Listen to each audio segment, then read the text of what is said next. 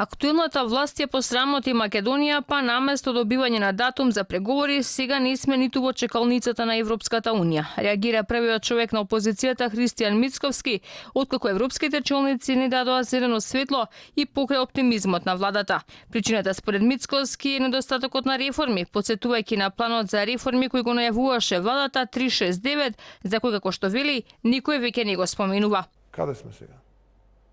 Не сме ни во чекалницата, сега сме засрамени. Сега и од чекалницата не изфрлја надвор, затоа што далеко е датумот, затоа што нема вредности, затоа што нема реформи. Вие се сеќавате ли на она абецеда 3, 6, 9, 18, 9, 24 помина до каде? Едно време излегува, велеа толку проценти е реализирана, онолку проценти се сеќавате кога последен пат некој ја споменал тој план за реформи до каде? Блескаме само во речникот на Зоран Заев, иначе блескаме по корупција, таму сме некаде на врвот во Европа по корупција, со уште една или две европски држави, од кои што за жал и двете се балкански.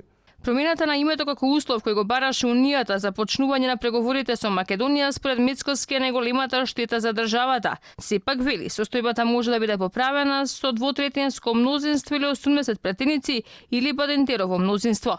Штетата е направена.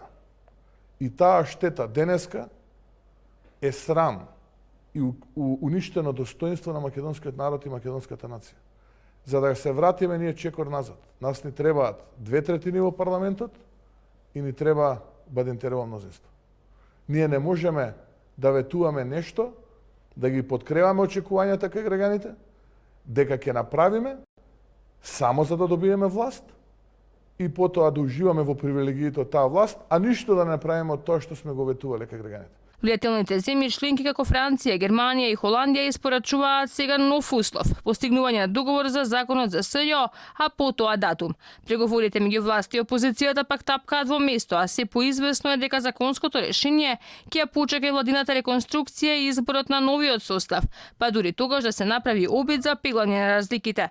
Мицковски е дециден. Опозицијата нема да дозволи закон кој на СДСМ ќе му користи исклучително поради репресија врз неистомислениците. Обвинува дека таквото законско решение не е реформа, ниту пак борба со криминалот, туку партиска алатка и процес кој ја враќа Македонија назад.